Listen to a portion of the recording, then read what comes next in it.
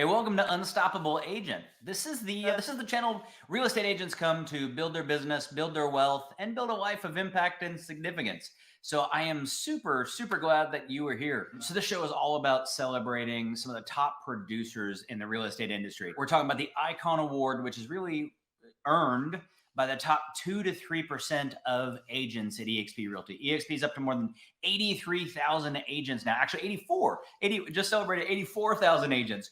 And we're talking about the top 2 to 3% of those. I'm super excited because I've got Matthew Hanks with me. Let me make sure and add him in. Matthew, thanks for joining me today. It's great to be on with you today and have a chance to share a little bit about who we are and what we do. Great to be on the show. Thank you for having me. Yeah, you're welcome. You're welcome. Congratulations. This is, by the way, going back. This is all about you and your award. So you were awarded for more than the first time, right? You've been awarded a couple of different times now as an icon. So that talks about sustained success. But like we were talking about before, you got some acrylic, you got an award, but really it's more about the financial aspect that comes along with that. Lots of places provide a plaque, but you get a lot more than that for being at EXP. Yeah, that's great. And that's one of the things that we thought about when we made the switch over too. Is nice to be with a company that caps, number one, but then the opportunity to earn that cap back with continued success and production in this business felt like it was a little carrot that was hanging out there, a nice financial carrot to go after. So I love stuff like that. Absolutely.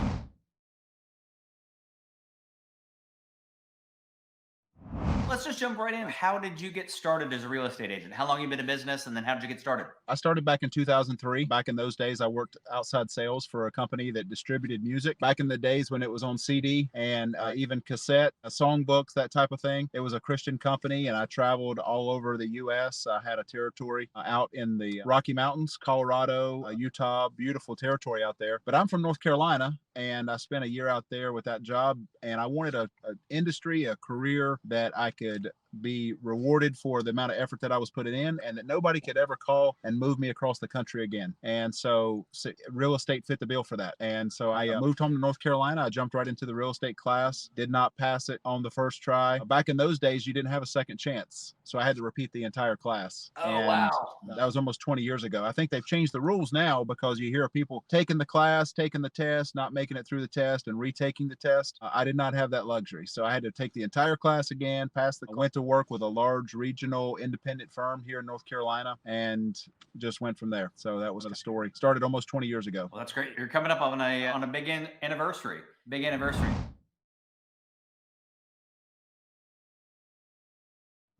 So you've been in the business a long time. What advice would you give new real estate agents? Oh, wow. I'd offer a lot of advice. I would say number one would be make sure you have the proper expectations of what you're getting into, because I think a lot of people are misguided in what to expect from a real estate career. The last time I checked, the number was like 87% of agents after 2 years are no longer in the business. And I wonder, how can that be? We're compensated very well for the work that we do, and there's opportunity all around us. Everybody you talk to needs a home, wants a house, wants an investment property, something to do with real estate. It affects all of us as human beings. We got to have a place to live. It's a primary need. So there's opportunity all around us. Every day in every market, there's going to be properties that close. So why do 90% not make it in the business? And if we're talking directly to that crowd, I would say before you even get into the business, you need to try to have an idea of what does it take to be successful. What expectations should you have about the amount of income, the amount of hours that it takes every day, the amount of grit that you have to have, the emotional roller coaster that you're on in this business. From times of, in one text message or one phone call, you can go from the highest of highs to the lowest of lows in this business. And if you're not cut out for that type of up and down in what you do, and your income being tied to that, then it's just not a business that you're probably going to be successful at. But I will say this, not everybody's might be cut for that, but there's so much to be done in this business that you're probably going to fit in somewhere. So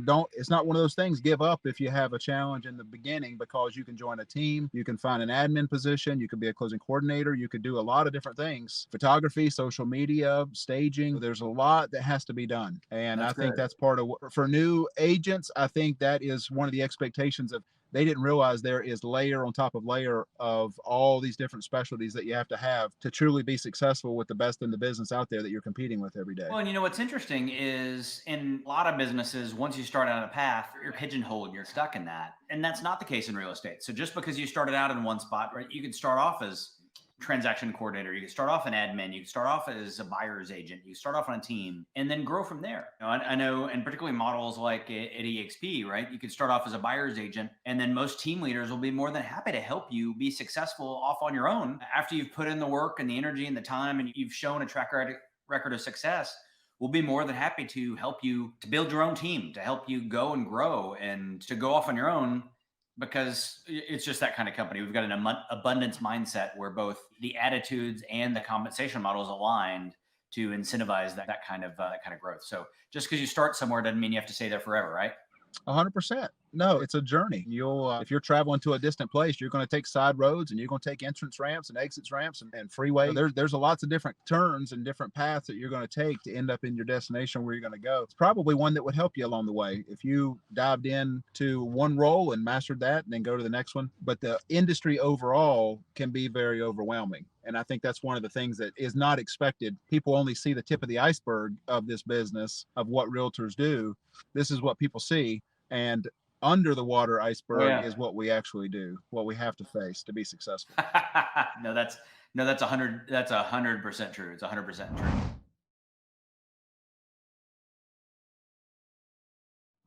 So over 20 years, I'm sure you've of course mastered lead generation. Any lead generation? I'm not so sure I mastered it. I think a lot of days that there's so much that I can learn. The guys that are doing a lot online, generating that over the years is converting people that I don't know into clients. I find that to be very difficult. I think it's one of the hardest things that we do in this business, take a stranger and convert them into a customer. Most of my business comes from people that I know or I've done business with in the past or past referrals, because like I said, business is all around us. Lead generation, you don't realize how many people we all know, hundreds and hundreds of people. We don't realize that, but we do. And if you're starting out in the business over and over again to everybody, there is a wealth of opportunity for each and every one of us out there in this real estate.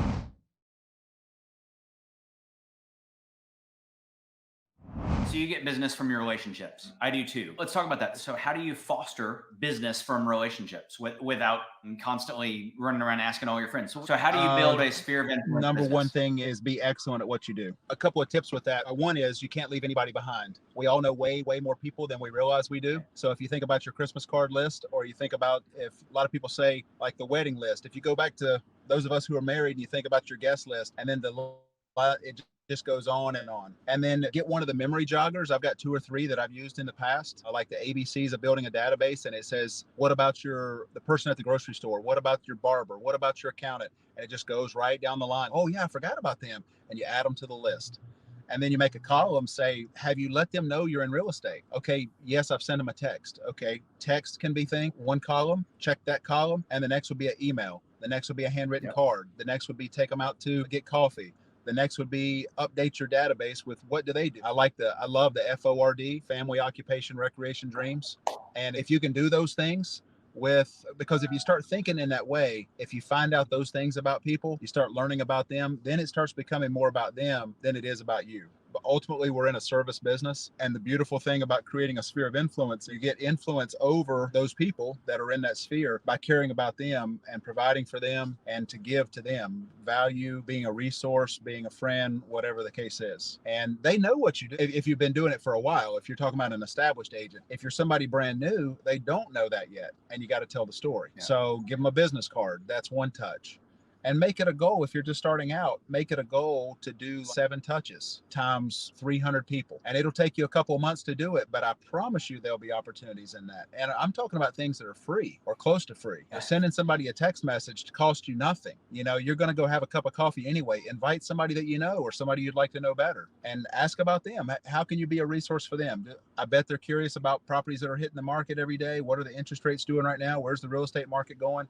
Everybody loves to talk about real estate. So give them the opportunity to do so. That's the type of thing when you lead with value. But we don't leave anybody behind. We stay in contact. We are intentional about our communication. We always try to lead with value. We try to shy away from asking them for anything. Anytime we're contacting them, it's about giving to them, inviting to them, providing value to them, that type of thing. And our database has grown. At this point, we have thousands in our database. But it doesn't matter where you start. If you have 10 people then start with 10 people and then just build it from there. Everybody starts somewhere. Oh, it's good. I used to say that real estate is a contact sport because it is important to make as many contacts as possible. But now I say it's an impact sport. So it's how many different people can you make an impact on? And honestly, in a lot of ways, you can make a bigger impact with a smaller database and make a much bigger difference. So we should all be working to grow our sphere and grow our database, but we should also be looking to grow our impact. And what you're talking about with Ford and with really getting to know people is you make a difference. When you actually get to know them, and by knowing them and knowing them better, you can make a difference for them. You know what would be valuable to them, so you can add value. So that's terrific advice. It's terrific advice. Thank you. Yeah, happy to do it. I've had a lot of people along the way help me in my career. We haven't achieved what we've done over the years just on our own. A lot of people have poured into us over the years, and EXP for sure. My sponsor, Jesse Zagorski, is he's a marketing master. But it's mastermind groups I've gotten in as part of EXP, not just in my downline or the group that I'm a part of.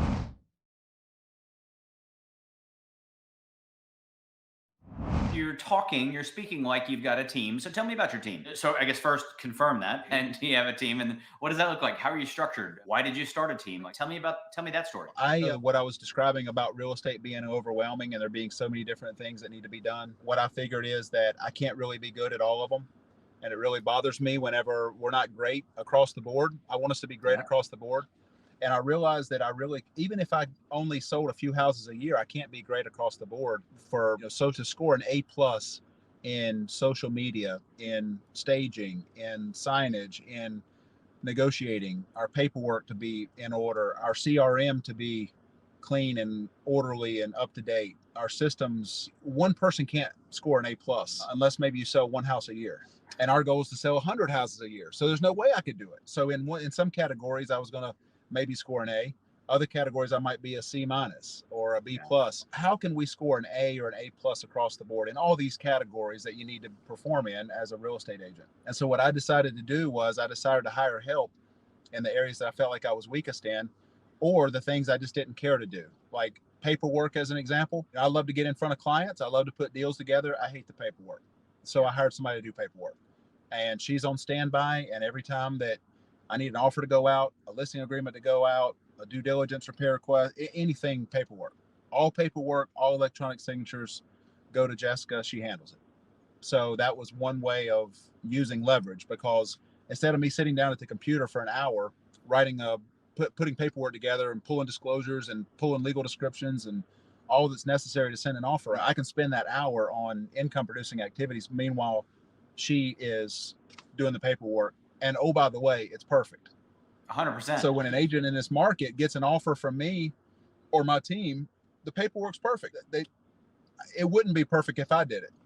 So that it starts with stuff like that. My business manager, Tammy, she's been with me 4 years. She manages the office, orders all the supplies in the office. She puts together client gifts.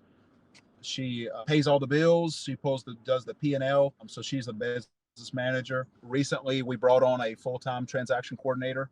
Her name's Katie. She's fantastic.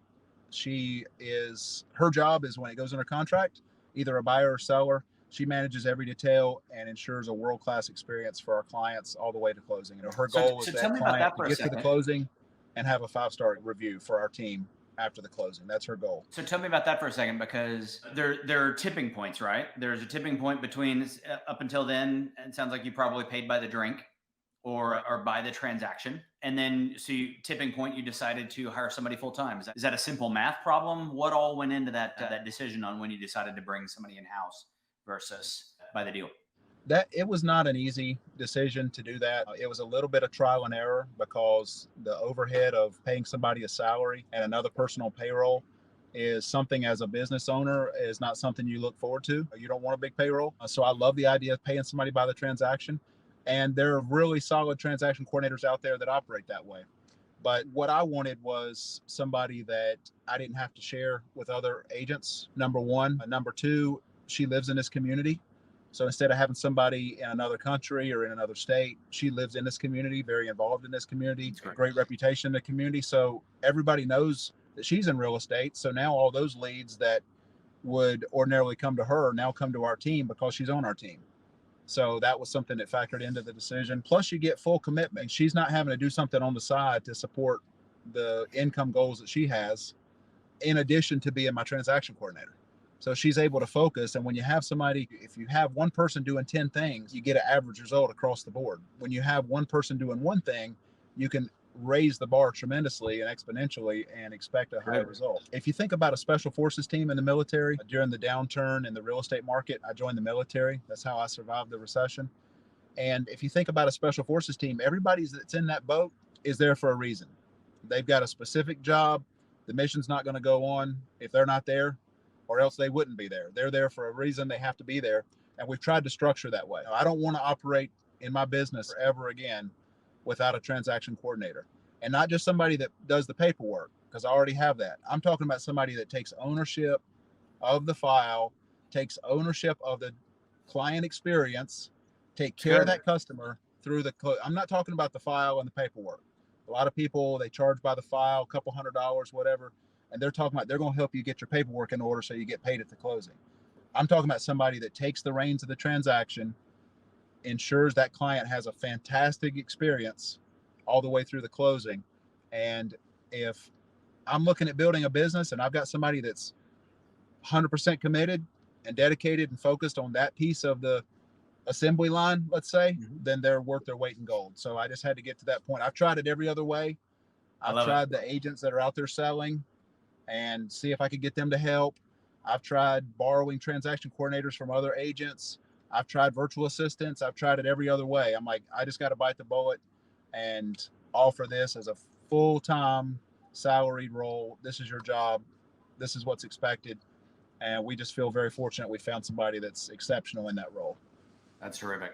That's terrific. So the salary, have you bonused them on performance? Is there anything that you're doing specifically to drive that behavior, or did you just hire the right person? Well, partly it's the right person, because when you pay the right person, the money side of things is just an afterthought, because when you find the right person, it's almost like, man, they would jump in here and do it because it's who they are. It's what they want to do. They would do it for free if they could. That's the type of person that you're looking for on the team. But on the money side, there's a base, and then there's a bonus for everyone that we close. And then there's also a bonus for every 5-star review we get, because that's the actual goal that we have. The closings are going to happen. They might happen with everybody happy and high-fiving, or they might happen dragging the client across the finish line, but they're going to happen in this business. I want to happen where everybody's high-fiving and we're getting reviews and we're getting referrals from other opportunities. So we're all after the 5-star review. So every 5-star review that comes in, there's another bonus in addition to the closing bonus. So we're all aligned in the same direction. It's great. And that's part of what makes it successful. So I love that. When I asked you about team, you talked a lot about admin, which is great. Do you have other agents with you, or did you intentionally build out with an admin staff so you could be more productive, or both?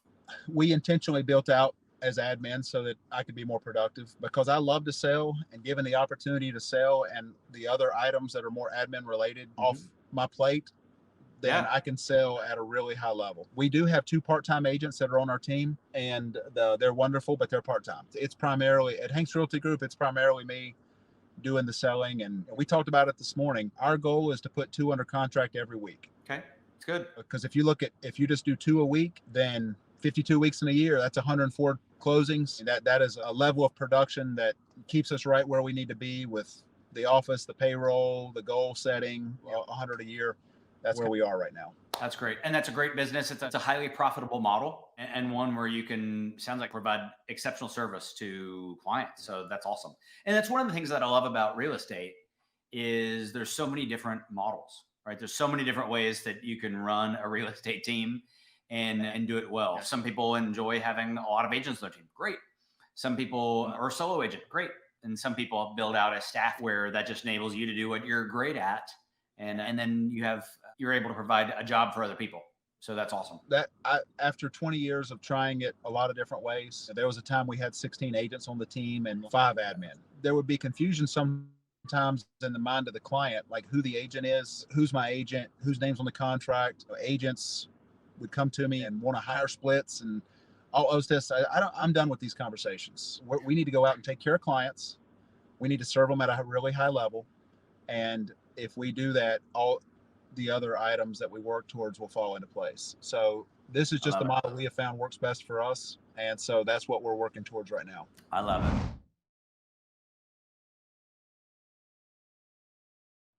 Matthew, this is amazing. Thank you. It's exciting to hear about all your success. As we wrap up, any parting thoughts on your end? I just like to remind everybody how much opportunity there is in real estate, because if you ever feel like, well, gosh, the market's cooling off and we're going through a market change, and what about the interest rates and all, it can be one of those things that when we're commission only sales and the only time that you have money come in is when you make a sale, and you start thinking, gosh, there's a lot of agents and what are we going to do? And those thoughts can flood in. And you mentioned it earlier in the call, you can take pivots in your career, and there's a lot of different ways to approach it. You can join a team, not join a team. You can do property management. You can do first time home buyers. You could work with a builder and do new home sales. You could do flips. You get into Airbnbs. You could do the instant offer program. You could just approach it in so many different ways. If you find that for whatever reason, the path that you're on is just not quite clicking with you, it's not quite working, don't give up the real estate journey. There's a lot of other ways to approach this to be successful. And success means Right. different things for different people. So maybe that speaks to somebody else besides me, but those are just some of the things I picked up on over a lot of years of doing this. Well, Matthew, thank you for joining me. I appreciate it. We'll include links on how to reach you. Folks moving in your area so they can chase you down, or maybe they just want to connect with you and learn more about how you run your team. But we'll make sure that people can reach you and follow up. That sounds great. It's been an honor to be on the show. I appreciate you having me. That MatthewHanks.com has got all my links to my social. You can connect with me there. And we're in the Charlotte, North Carolina market. I don't know if I mentioned that earlier. Charlotte, North Carolina. Right on. I love the .com, by the way. That's brilliant in the name below. So that's terrific. Best of luck to you. Thank you. Take care, Brian.